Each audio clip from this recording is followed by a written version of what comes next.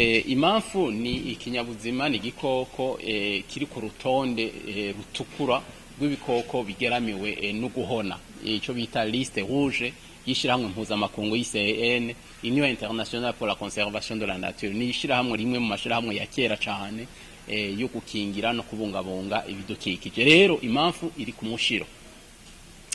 Rero mu gisagara ca Bujumbura cyane cyane niho maze iminsi ndabibona, hariho imamfu zavuye mu mihana y'abantu n'izindi zikiri mu mihana y'abantu zafashwe iyo bazikuye ntiharamenyekana, mugabo ntawurekuriwe gutunga imamfu haba mu ihoteli, haba muri restaurant, haba mu rugo, kirazira, kuko imamfu igengwa n'amategeko mpuzamakungu ya CITES ajanye n'urudandazwa rw'ibikoko canke ibiti kama.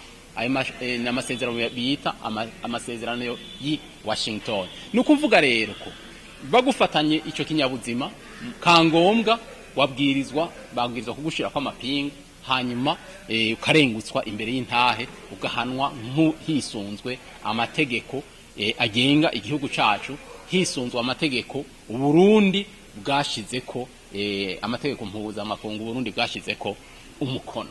Rero ibibwirizwa gukorwa nibi, turagiye gukorana n'ikigo kibishinzwe cy'igihugu OBP kugira ngo umuntu wese atunze ibikoko vy'imamfu nta n'ubifitiye uburenganzira avyakwe, hanyuma bishigwe mu kibanza kizwi ca leta, kuko ivyo bikoko bimaze kumenyerana n'abantu ntibishobora gusubira mu buraro bwavyo ekama, bimaze kumenyerana n'abantu biragora dushobora kubisubizayo.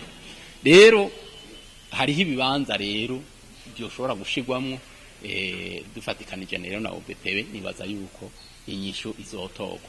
Murambaje muti none impamvu z'igihugu nazo ziri hanze. Izo mpamvu nkunda kubivuga zagiye biciye mu buryo bw'imigenderanire, mu buryo bwa diplomasi, zarekuwe n'abari barongoye ubushikiranganje bw'ibidukikije ico gihe mu mwaka w'igihumbi 1995. Ni mu buryo bw'imigenderanire y'ibihugu izo mpamvu zishobora kuzogaruka. Iyo niyo nyishu notanga. N'ubutunzi bw'igihugu, nkavuga nti byo bavyiza ubutunzi bw'igihugu bugarutse mu gihugu.